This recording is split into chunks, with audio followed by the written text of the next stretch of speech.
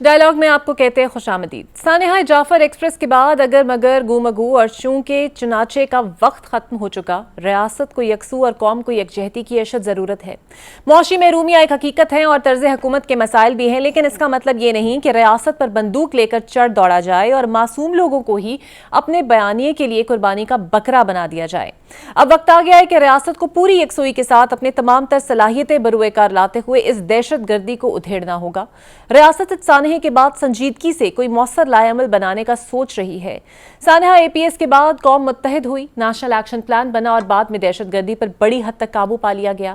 اب کی بار بھی قومی یکجہتی کی باتیں ہو رہی ہیں۔ حکومت اور اپوزیشن دونوں اے پی سی بلانے اور بات چیت کے خواہش مند ہیں۔ نیشنل ایکشن پلان 2 کی تجویز بھی دی جا چکی ہے اور اب دیکھنا یہ ہے کہ ہماری سیاسی قیادت باتوں سے بڑھ کر عملی اقدامات کب اٹھاتی ہے۔ تحریک انصاف اے پی سی بلانے کی حامی ہے، لیکن ساتھ میں حکومت سے مطالبہ کر رہی ہے کہ وہ وسیع تر اتفاق رائے کے لیے سابق وزیر اعظم کو بھی پیرول پر رہا کرے۔ دوسری جانب حکومت چاہتی ہے کہ پی ٹی آئی سنجیدہ قومی مسئلے پر بغیر کسی شرط کے شامل ہوں۔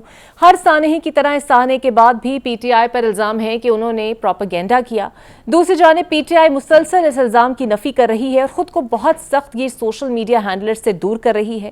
یہی نہیں، خبریں یہ بھی ہیں کہ پی ٹی آئی کی سیاسی کمیٹی نے فوج اور ملکی مفادات کے خلاف پارٹی کے آفیشل سوشل میڈیا اکاؤنٹس کے غیر ذمہ دارانہ استعمال کا معاملہ بانی پی ٹی آئی کے سامنے بھی اٹھانے کا فیصلہ کیا ہے۔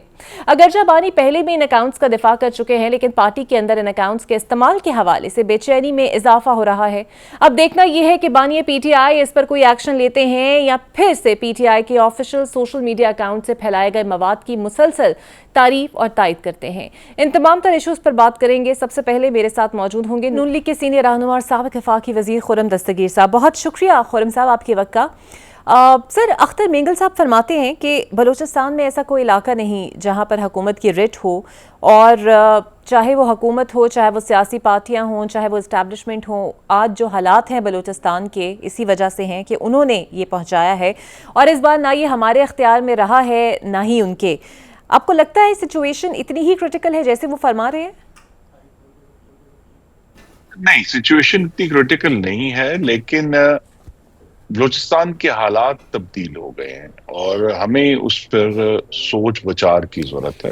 دو میجر ایشوز ہیں جس پر حکومت نے بھی، لیکن صوبائی حکومت نے بھی، صوبائی اسمبلی کے لیے بھی اتنا ہی بڑا چیلنج۔ ہم یہ بھول جاتے ہیں کہ وہاں بھی ایک منتخب اسمبلی موجود ہے جو بلوچستان کے چاروں کونوں سے جو اراکین منتخب ہو کر آتے ہیں، تو وہ وہاں موجود ہیں۔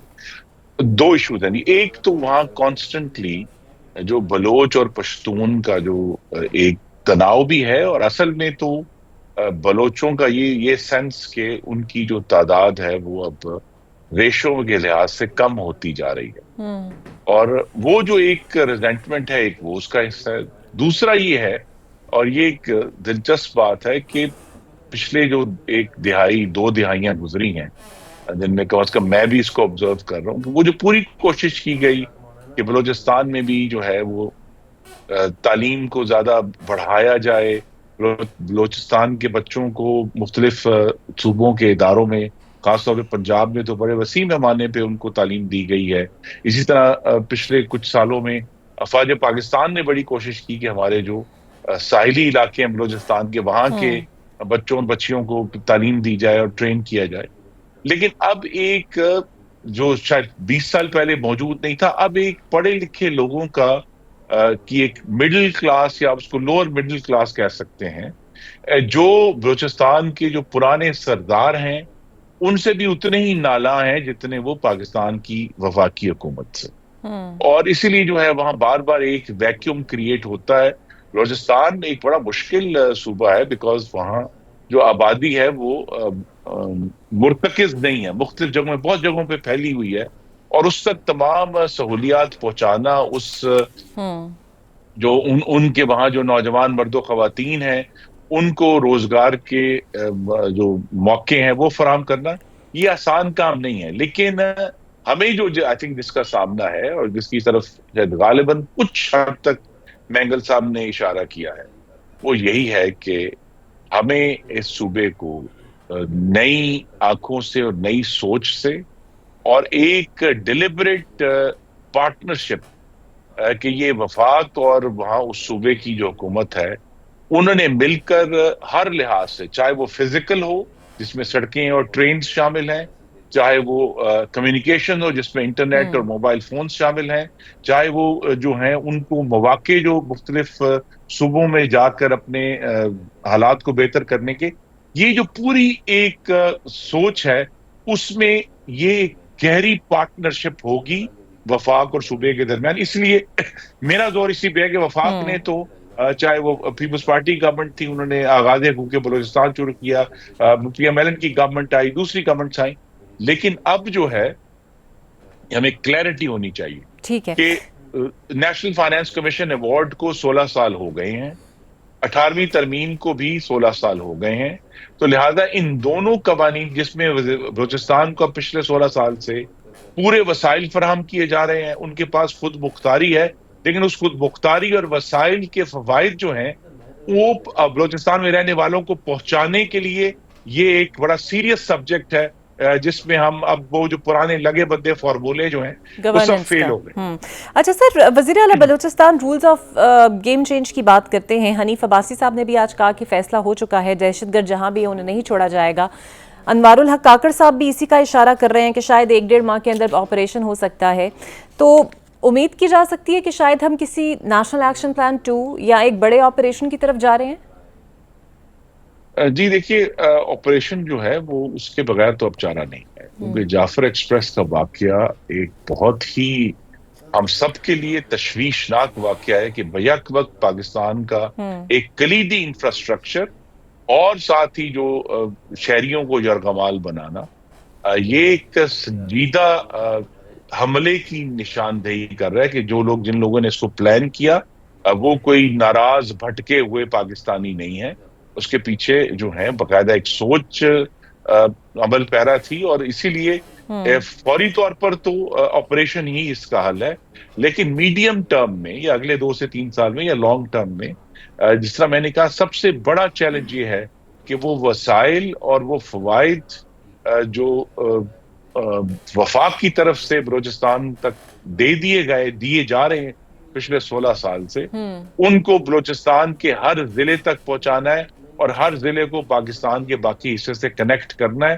تو تب ہم آگے بڑھ سکیں گے. اور یہ جو ایک بہت ساری جو ہے نا وہ غلط فہمیاں پھیلی ہوئی ہیں بلوچستان کے نوجوانوں میں کہ جی بلوچستان میں کتنے پتہ نہیں غالباً جو ہیں وہ اتنے منرلز ہیں کہ جی اگر بلوچستان علیحدہ ملک ہوگا تو اتنے پیسے ملیں گے، یہ سب غلط ہے. پاکستان بلوچستان کے بغیر نہیں ہے، بلوچستان پاکستان کے بغیر نہیں ہے، اور ہمیں مل کر چلنا ہے. یہ سب ہمارے بھائی اور بہنیں ہیں اور ان کو یہ احساس دلانا ہے کہ وہ اس قوم کا حصہ ہے.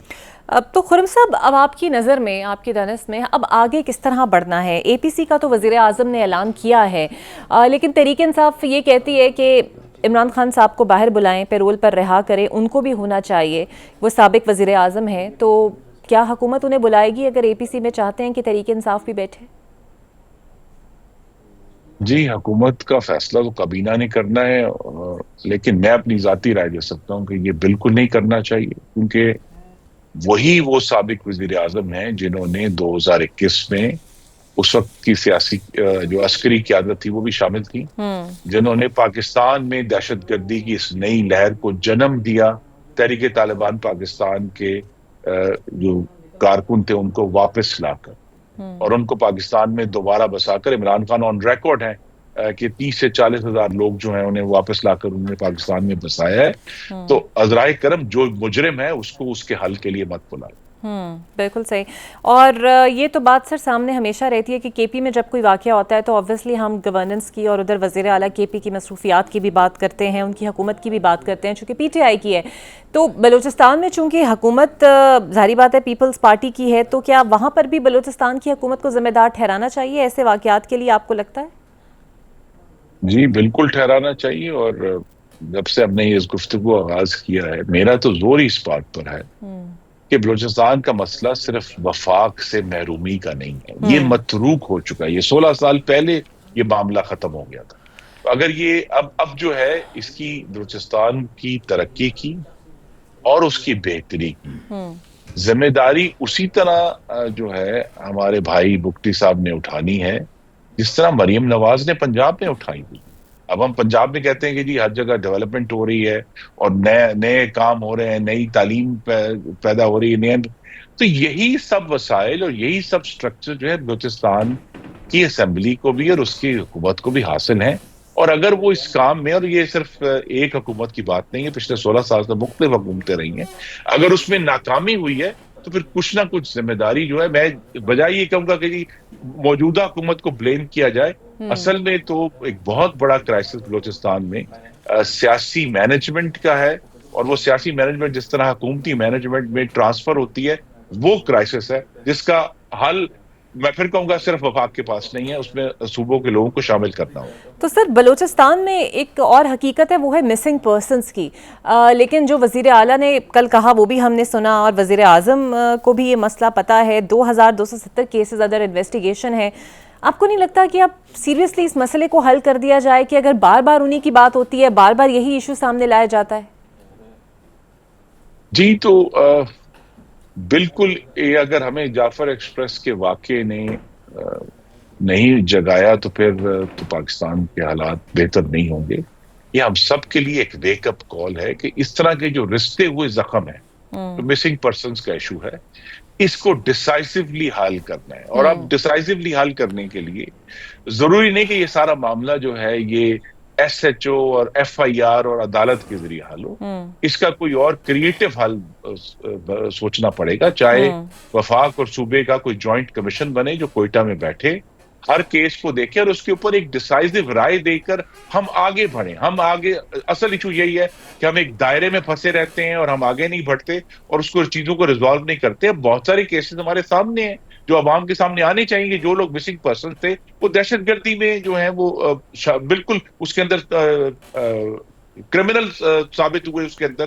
تو لہٰذا وہ یہ سب چیزیں جو ہیں، یا جو لوگ اب مسنگ ہیں یا وہ پاکستان چھوڑ کے افغانستان چلے گئے، تو جو بیسٹ انفارمیشن ہے، یہ تو خیر 21ویں صدی میں سوشل میڈیا کی وجہ سے کسی بھی چیز کا کنکلوسیو حل کرنا مشکل ہے، لیکن حقائق کی بنیاد پر اس جو سارے، چاہے وہ 2000 لوگ ہیں، وہ 25,000 لوگ ہیں، ان کو ایک ایک کر کے کلیئرٹی سے اس کے اوپر کام کر کے، اور یہی کام بھی میں یہی کہوں گا کہ یہ اسلام آباد میں نہیں ہونا، یہ کوئٹہ میں ہونا ہے اور وہاں بیٹھ کر ہونا ہے. اور وہاں جو ہے اس کمیشن کو جو بھی بنے گا میری رائے میں، اس کو تو جو عسکری اور جو سویلین پورا سٹرکچر ہے اس کی امداد حاصل ہو اور اس کو کلیئرٹی سے کریں، اور وہاں ایسے بڑے قابل لوگ موجود ہیں جو یہ کام کر سکتے ہیں. بالکل صحیح. اچھا سر، تھوڑا سا انٹرنیشنل ارینا سے میں ایک سوال آپ کے سامنے رکھنا چاہ رہی ہوں، آپ کی بھی نظر سے گزرا ہوگا.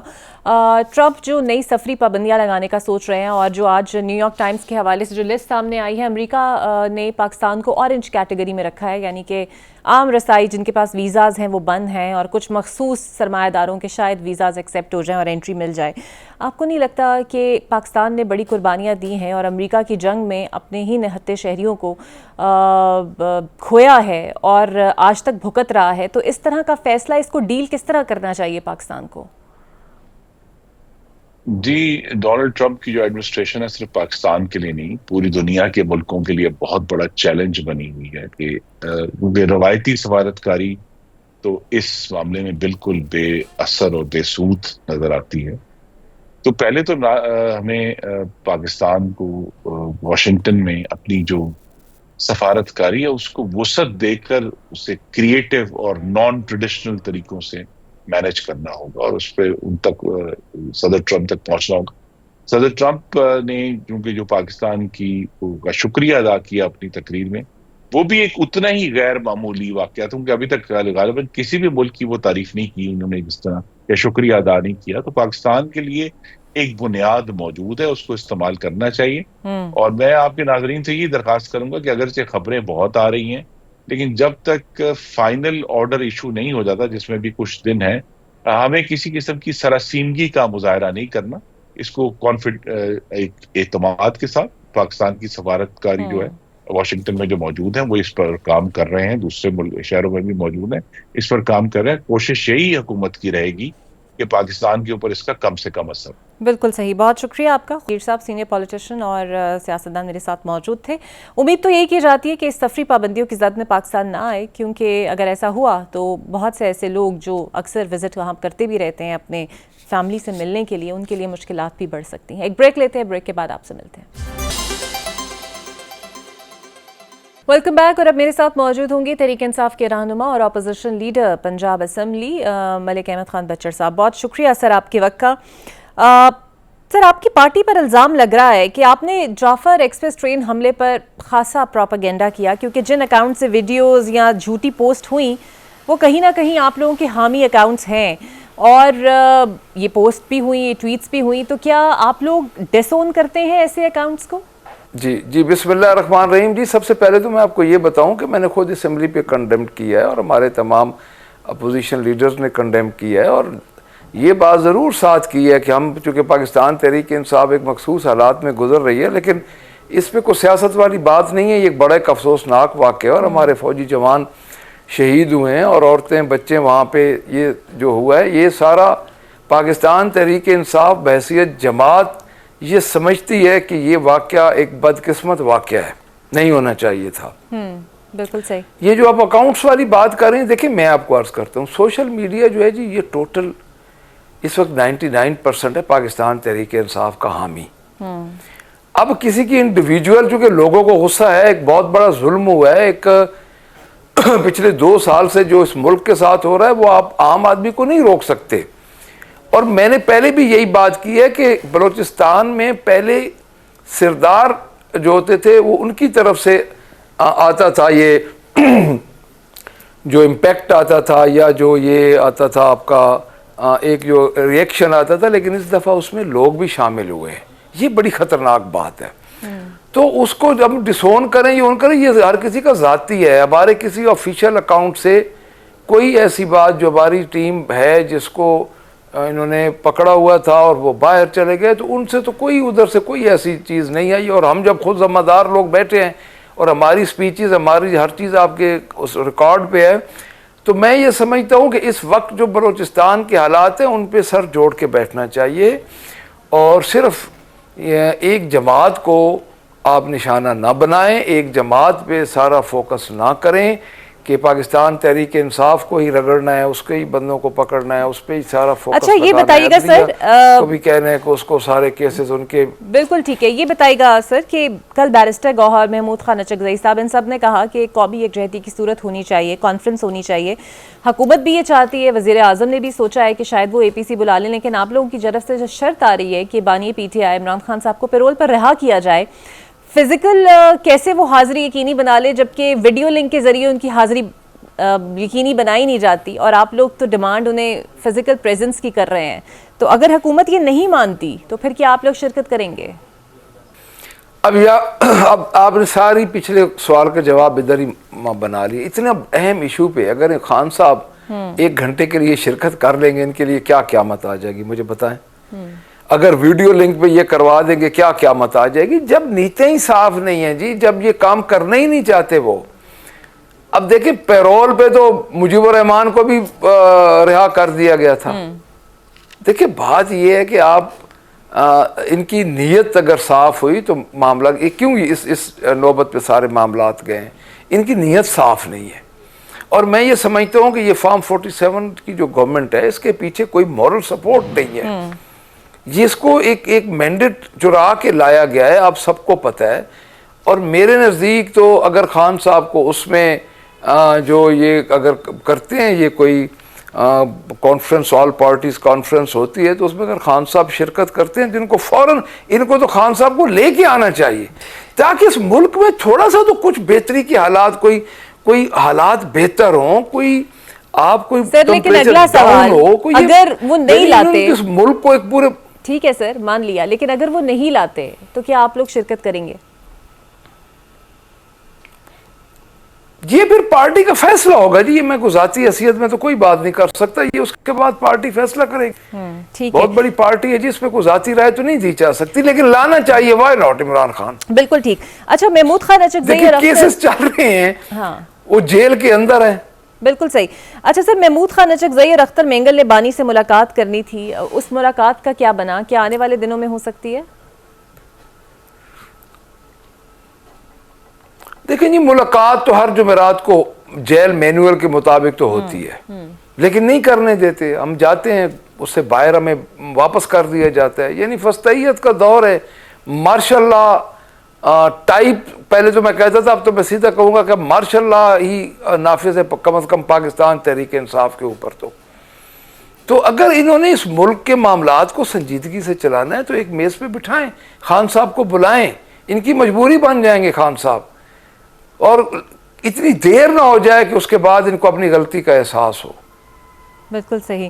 اور ایسا بظاہر لگ رہا ہے کہ شاید بلوچستان میں 1-1.5 ماہ کے اندر کوئی بڑا آپریشن ہو سکتا ہے. سو اگر ایسا کوئی فیصلہ ہوا تو آپ کی پارٹی کیا اسے سپورٹ کرے گی یا پھر کوئی اور تجویز ہے آپ لوگوں کے پاس؟ دیکھیں جی, ہمارے پاس تو انہوں نے ابھی کوئی بات نہیں کی, نہ ہی ہماری پارٹی سے انہوں نے کوئی تجویز مانگی ہے, نہ ہی, کیونکہ دیکھیں جب یہ لوگوں کے بارے میں یہ بات کہیں گے, 26 نومبر کو جب ادھر ایک پرامن احتجاج ہوا تھا تو ان کے منسٹر کہہ رہے تھے کہ ایک ایسے چوکی مار ہے اور ایک چھانٹا لگے گا. جب یہ مینٹیلٹی پریویل کرے گی تو پھر اب کیا توقع کر سکتے ہیں؟ ہمیں تو ہم تو یہ چاہتے ہیں کہ اس معاملے کو خوش اسلوبی سے حل کیا جائے اور بلوچستان کے لوگوں کو اعتماد میں لیا جائے, اور اس معاملے کی منسٹر صاحبان پوری طرح پریس کانفرنس کر کے اپرائز کریں پورے پاکستان کو کہ ہوا کیا ہے. یہ پتہ نہیں کیا کر رہے ہیں, ان کو کہ جنت میں ہر ڈیلی 3 منسٹر بڑھا دیتے ہیں, کیبنٹ کی تعداد بڑھا دیتے ہیں, جیسے کوئی ان کے گھر کا یہ سارا خزانہ ہے انہوں نے لٹا دینا ہے. ان کو پرواہ ہی نہیں کہ ملک میں ہو کیا رہا ہے. بالکل ٹھیک. اور جمعیت علماء اسلام نے بھی سر آپ لوگوں کے سامنے کچھ مطالبات رکھے ہوئے ہیں, تحریری معاہدہ, شاید سیٹ ایڈجسٹمنٹ بھی ہو سکتی ہے یا پھر الائنس کی سربراہی بھی ہو سکتی ہے. کیا سوچ ہے آپ لوگوں کی ان مطالبات کے اوپر؟ دیکھیں جی, جمعیت علماء پاکستان کی سب سے پہلی جو اچھی بات ہے, ہماری تلخی ختم ہو گئی ہے. انشاءاللہ مجھے لگتا ہے کہ پازیٹیولی چیزیں چل رہی ہیں, تو things are going to positive way. تو اب دیکھیں اس میں دونوں پارٹیز ہیں, دونوں کا سٹیک زیادہ ان کا جمعیت علماء پاکستان کا بھی, جہاں ہماری گورنمنٹ ہے ادھر ہی ہے. تو اس میں بڑا دیکھ بھال کے میرے خیال میں اس میں انشاءاللہ اچھا رزلٹ آئے گا, اور جمعیت علماء پاکستان اور پاکستان تحریک انصاف کا اتحاد ایک فطری اتحاد ہوگا. بالکل صحیح. اور عید کے بعد سر آپ لوگوں نے احتجاج کرنا ہے, دوسرا عشرہ تقریباً 15 روزے تو گزر گئے ہیں, تو کتنی تیاریاں سر پنجاب کی سطح پر ہو رہی ہیں اور کتنا ہم اسٹرانگ قسم کا احتجاج ایکسپیکٹ کریں پنجاب سے؟ دیکھیں جی, پاکستان تحریک انصاف احتجاج میں ہی ہے. 2 سال ہو گئے ہیں. یہ کوئی آپ یہ نہ سمجھیں کہ ہم کو گھروں میں آرام سے بیٹھے ہیں, ہم احتجاج میں ہیں. ہمارے ساتھ جو ظلم ہو رہا ہے, جس طرح پاکستان تحریک انصاف کے ساتھ اس کو ظلم کیا جا رہا ہے, اس کے جتنے بھی لیڈرز ہیں, بانی پی ٹی آئی ہیں, ان کی وائف ہیں بشرا بی بی, ان سب پہ بیس لیس مقدمات ہیں. تو جتنا بھی یہ ظلم کریں گے اتنا اس ظلم کے خلاف لوگ اٹھ کے آئیں گے. تو میں یہ سمجھتا ہوں کہ عید کے بعد صرف لوگوں کو اکٹھا کرنے کی بات ہے, لوگ آلریڈی تیار ہیں. بالکل ٹھیک. بہت شکریہ آپ کا ملک احمد خان بچر صاحب میرے ساتھ. دیکھتے ہیں عید کے بعد کتنا سٹرونگ اور امپیکٹفل احتجاج پی ٹی آئی کی طرف سے ہم دیکھیں گے. ایک بریک لیتے ہیں, بریک کے بعد آپ سے ملتے ہیں. Welcome back. اور اب میرے ساتھ موجود ہوں گے سینئر صحافی ہیں, تجزیہ کار ہیں امتیاز عالم صاحب. بہت شکریہ امتیاز صاحب آپ کے وقت کا. سر, جعفر ایکسپریس کا واقعہ سانحہ انتہائی خطرناک بھی ہے. پوری دنیا میں ٹرین ہائی جیکنگ کے واقعات ہوتے ہیں, لیکن اس طرح کسی کالعدم تنظیم کی جانب سے 400-500 لوگوں کو اغوا کر لیا جانا یا یرغمال بنا لیا جانا, کتنا آپ کرٹیکل اس سچویشن کو سمجھتے ہیں؟ میں سمجھتا ہوں کہ اس سے نظر یہ آیا کہ یہ جو بلوچستان میں 20 سال سے ملٹری آپریشن ہو رہا تھا, اس کے نتیجے میں اس میں کمی آنے کی بجائے ہم نے یہ شدت دیکھی ہے یہ جعفر ایکسپریس کے اغوا کی صورت میں, اور جو 450 لوگ ہاسٹیج بنے. یہ ایک نئی لیول کی انسرجنسی ہے جس میں سینکڑوں لوگ شامل ہوئے ہیں. ابھی میں سن رہا تھا انٹرویو ڈاکٹر مالک جو سابق چیف منسٹر ہیں, کسی ٹی وی پہ بیٹھے تھے, وہ انہوں نے کہا یہ اب اربن وارفیئر ہے. ان کا مطلب یہ تھا کہنے کا کہ اب شہر میں اور جو جہاں جہاں آبادیاں ہیں وہاں ان کی بڑی حمایت ہے. تو یہ جو معاملہ جو ہے, ایک تو بات ہے ٹیررزم سے جھگڑا, ظاہر ہے کہ تشدد کوئی ریاست اجازت نہیں دے سکتی ہے, لیکن جو معاملہ ہے وہ بلوچستان کے عوام کا ہے, آخر بلوچستان کے عوام اور اس کے نوجوان کیوں جا رہے ہیں اور یہ انسرجنسی کم ہونے کی بجائے بڑھتی کیوں جا رہی ہے؟ میرا خیال ہے کہ اس سارے پالیسی کو دوبارہ دیکھنے کی ضرورت ہے. جو آل پارٹیز کانفرنس کی بات کی جا رہی ہے اس میں وہ اب یہ نیشنل ایکشن پلان جو تھا جو بہت پہلے 2014 میں تھا, بعد میں اسے ریوائز کیا گیا, میرا نہیں خیال کہ وہ کافی ہوگا. اور اس میں یہ ہے کہ اس میں سیاسی حل کی کوئی راستہ نکالنا چاہیے.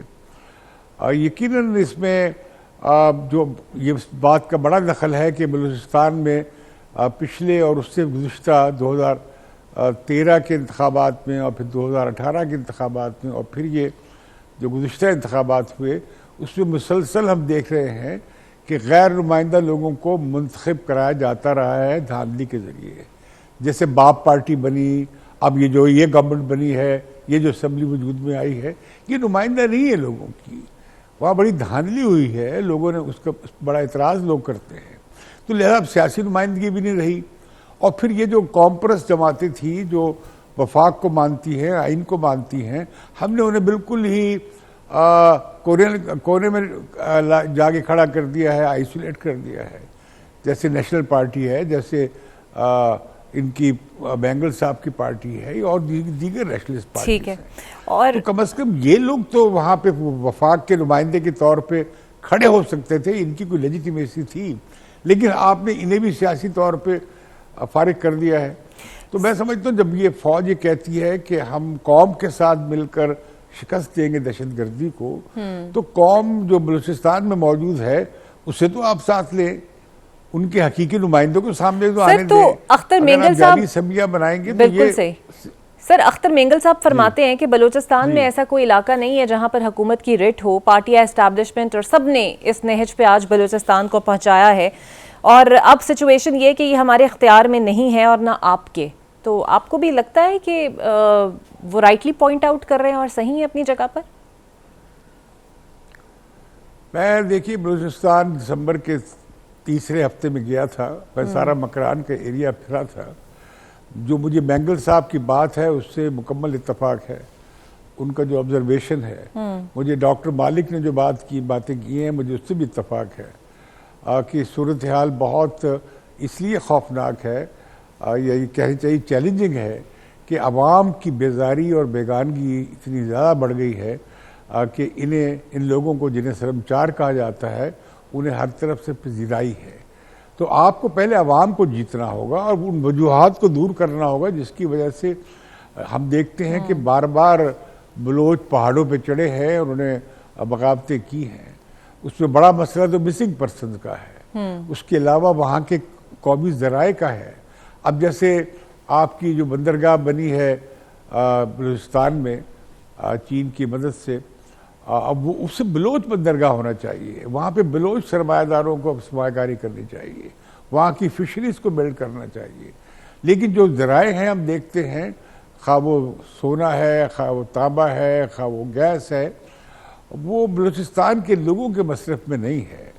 پھر جس طرح کے لوگ ہم بٹھا دیتے ہیں وہ سارا, ہم اسے بلوچستان کو میں سمجھتا ہوں کہ ایک بیوروکریسی میں ایک بڑا نوآبادیاتی دور کا تصور ہے کہ بلوچستان کو ہم نے ڈیولپ کرنا ہے, بلوچستان کیسا ہو یہ ہم نے طے کرنا. یہ بڑا کلونیل اپروچ ہے, اور یہ جو بلوچوں میں جو بیگانگی آئی ہے یہ انٹرنل کالونائزیشن کی وجہ سے ہے. تو بلوچستان کالونی نہیں ہے. لوگوں پہ ٹرسٹ کریں, لوگوں کو سے مذاکرات شروع کریں, ماحول بہتر بنائیں, کانفیڈنس بلڈنگ میئرز لیں. آپ جو آپ دیکھ رہے ہیں 20 سال سے یہ کینیڈک اپروچ چل رہی ہے. بالکل صحیح. اب بیچ میں کچھ بات کی گئی تھی, لیکن یہ جو بیگل صاحب نے یہ کہا کہ ہمارے ہاتھ سے بات نکل گئی ہے, وہ یہ ہے کہ جو آئینی جدوجہد میں کرنے والی جمہوری قوم پرست پارٹیز تھی انہیں ہم نے نکال باہر کیا ہے. اب وہ لوگ انہیں کہتے ہیں کہ دیکھیے آپ نے دیکھ لیا اسلام آباد کے ساتھ دوستی کر کے یا یہ آئین پہ یقین کر کے. ابھی میں دیکھ رہا تھا چیف منسٹر صاحب کا بیان آیا کہ آئین کے دائرے میں حل تلاش کیا جائے.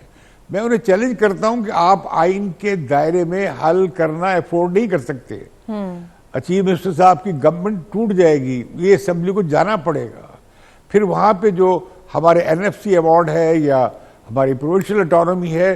اگر آپ فلی دے دیں اور ان کے ذرائع کو ان کے حق میں استعمال کرنے کی مواقع دے دیں تو میں سمجھتا ہوں کہ بلوچستان میں ہم نارملائزیشن کی طرف بڑھ سکتے ہیں. بالکل ٹھیک ہے. اگلی بات میں یہ کہنا چاہتا ہوں کہ آپ بلوچوں پہ، بلوچ عوام پہ ٹرسٹ کریں، ان کے زخموں پہ آپ مرہم رکھیں، نہ کہ آپ انہیں صرف بندوق دکھاتے رہے. یقیناً آپ کے پاس بہت بڑی بندوق ہے، ہمارے پاس بڑی زبردست فوج ہے، لیکن فوج عوام سے نہیں لڑ سکتی ہے. اور سر فوج تو سرحدوں پہ لڑتی ہے. بالکل صحیح. لیکن اب جب اے پی سی بلانے کا مطالبہ تحریک انصاف کر رہی ہے، وزیر اعظم نے بھی کہا نیشنل ایکشن 2 پلان کی باتیں ہو رہی ہیں، لیکن ساتھ ساتھ فرمائش بھی ہو رہی ہے اور خواہش کا اظہار بھی ہو رہا ہے کہ عمران خان صاحب کو باہر لے کر آئیں تاکہ وہ اس کانفرنس میں شرکت کریں. کتنی درست لگتی ہے آپ کو یہ خواہش؟ دیکھیے، ہم ان کی پارٹی کے لوگ موجود ہیں. عمران خان تو تبھی آ سکتے ہیں کہ ان کی ضمانتیں ہو جائیں کیسز میں. یہ سارا جو حکومت میں اور اپوزیشن میں ساری بحث چل رہی ہے، سارے ٹیلی ویژن اسی پہ لگے ہوئے ہیں.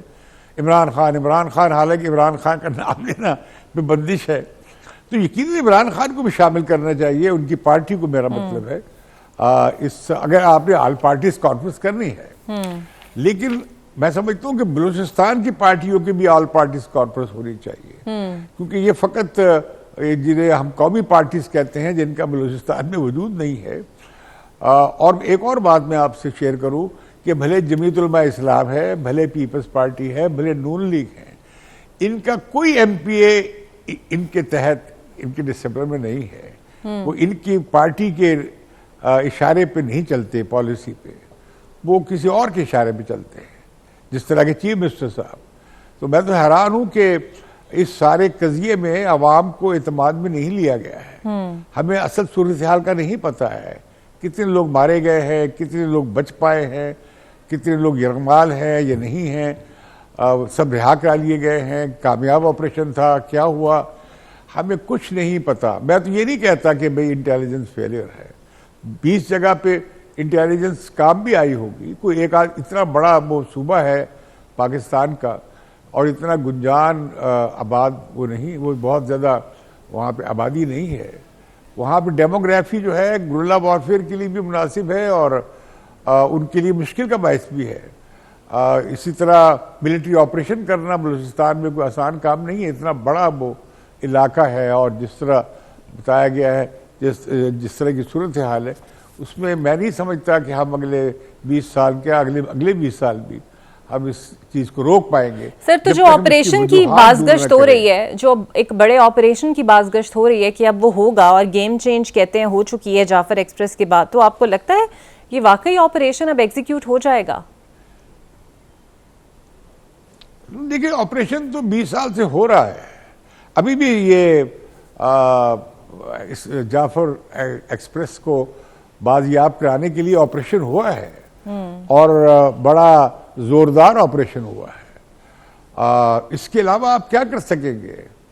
اب جب آپ جا کے آبادیوں پہ اگر حملہ آور ہوں گے تو پھر آپ مزید لوگوں کو اپنے آپ سے دور کر لیں گے اور انہیں مخالفوں کی کیمپ میں بھیج دیں گے. تو میں سمجھتا ہوں کہ یہ جو شدت پسندی کا حل، بلوچ شدت پسندی کا حل وہ نہیں ہے جس طرح ہم جنہیں کہہ رہے ہیں کہ جو افغانستان سے ہم خیبر پختونخوا میں جو تحریک طالبان کی ہم شدت پسندی دیکھتے ہیں. یہ قوم پرستی ہے اور قوم پرستی کی ایک ملیٹنٹ شکل ہے. یہ دنیا میں ہم نے دیکھی ہیں تحریکیں، ہم نے پڑھا ہے اور انہیں اٹھتے بھی دیکھا ہے، ان کے مسئلوں کو حل ہوتے بھی دیکھا ہے. ہمیں ان سے سیکھنا چاہیے. بالکل. اور یہ کہ پاکستان ایک وفاق ہے اور وفاق کو آپ لوگوں کی مساوی شرکت سے برابری کی بنیاد پر اس سے ہی مضبوط کر سکتے ہیں. بالکل صحیح. اچھا امتیاز صاحب، اس کے علاوہ آپ رستہ اختیار کریں گے تو وفاق برقرار نہیں رہ سکے. بالکل صحیح. سر سوشل میڈیا پر نیو یارک ٹائمز کا جو لسٹ ہے وہ بڑی گردش کر رہی ہے. ہم تو خوش ہو گئے تھے کہ ٹرمپ نے پاکستان کی تعریف کر دی، وزیر اعظم نے شکریہ بھی ادا کر دیا، مبارکباد بھی دے دی، لیکن یہ کیا ہوا کہ اورنج لسٹ میں ڈالنے کی پاکستان کو تیاری ہو رہی ہے اور میسو سفری پابندیاں پاکستان پہ لگ جائیں گی. یہ تو ایکسپیکٹڈ تھا. وہ ایک بندہ جو ہم نے پکڑ کے دیا ہے تحفے میں امریکہ کو، اس سے تو امریکہ कि जो ओवरऑल सिक्योरिटी का पैराडाइम हम तब्दील नहीं कर सकते। ये तो पहले भी हुआ था, पाकिस्तान पे को उस लिस्ट में डाल दिया गया था, अभी तो हम ऑरेंज लिस्ट में हैं, हम ब्लैक लिस्ट में नहीं हैं। तो मैं समझता हूँ कि कुछ ये आना जाना रहेगा, लेकिन जिस तरह पहले था लोग जाते आते थे टूरिज्म के लिए, वो नहीं हो सकेगा। तो मैं समझता हूँ कि ये अमेरिका की एक ओवरऑल, अभी हम देखते हैं कि ट्रंप की पॉलिसी किधर सेटल होती है जाकर।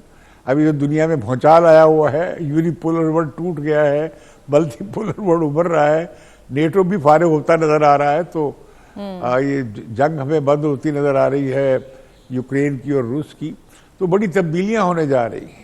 बिल्कुल सही। और यूरोप भी अपनी आज़ाद रवी की तरफ जा रहा है, तो पाकिस्तान के लिए जैसे मुल्कों के लिए अच्छा है, दुनिया मल्टीपोलर होने जा रही है। बिल्कुल ठीक, बहुत शुक्रिया इम्तियाज़ आलम साहब, सीनियर सहाफ़ी तज्ज़ियाकार मेरे साथ। देखते हैं कौन सी पॉलिसी फाइनल होती है और पाकिस्तान की खारजा पॉलिसी इसमें क्या किरदार अपना अदा कर पाएगी। मुझे दीजिए इजाज़त, अल्लाह हाफ़िज़।